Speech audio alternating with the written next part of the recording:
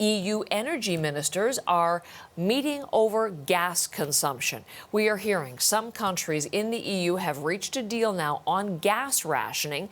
This is directly following an announcement from Gazprom, Russia's state-owned energy corporation, that it is further reducing gas flows through the Nord Stream 1 pipeline to Germany.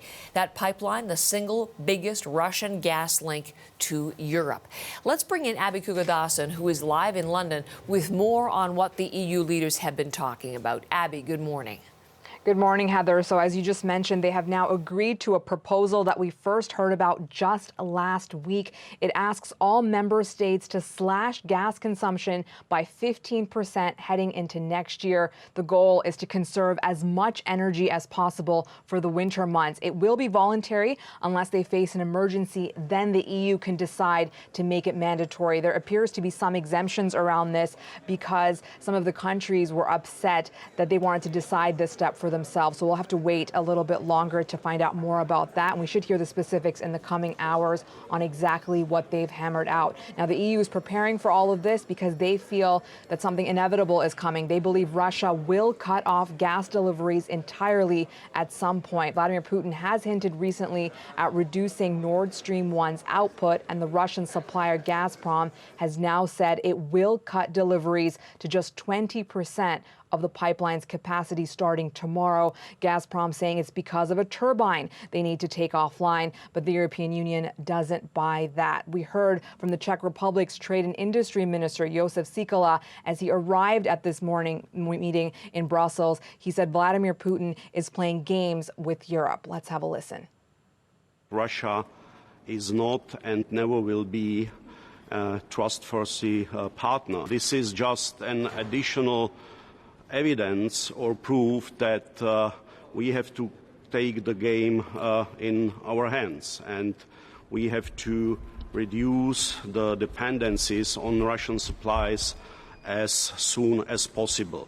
If we will manage this, all Europe will profit. He's saying there what many European leaders have been saying in recent months since this full-scale invasion was launched by the Russians in the end of February, that they have to work together, that they have to take the power away from Vladimir Putin. So this measure, Abby, requires all 27 member states to agree. Will there be unanimity? Heather, you know, just like any family, there are disagreements, and this is a very large family, 27 members. There have been differences throughout this process when thinking about weaning the bloc off Russian energy. Some countries, like Spain and Portugal, have previously said they won't ask their residents to cut gas consumption. They're not as reliant on Russian energy as countries like Germany and Italy are, so they've questioned why they should pay the price. When we look at Poland, Warsaw has already filled its energy storage facilities to over 95% heading into winter. Their climate minister arguing her country has no reason for any limits on consumption. So again, some member states are wondering why they have to do more to help essentially one of the most powerful economies in Europe. That's Germany, a country that had repeatedly been warned over the years of becoming too dependent on Vladimir Putin for energy. But in recent days, we've heard the IMF say that Germany and a few other EU states will absolutely fall into recession if the Kremlin turns off the taps, and a recession in Germany spells trouble for Europe and the single market. The German vice chancellor is in Brussels as well today, and Robert Habeck said this agreement to cut gas use across the bloc is crucial because energy policy is security policy. Here's what he had to say. I think it's an important, very important next step.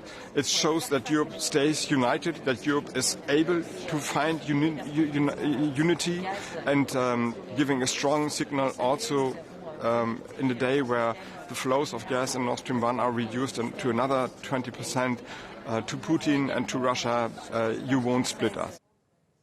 That remains the underlying message out of Brussels, not just from him, but from the other leaders as well. Unity, it's very easy to say. They've been saying it for months and months now, but again, showing that it's very, very difficult to achieve, Heather. Abby, thank you. Abby Kugodasan from London.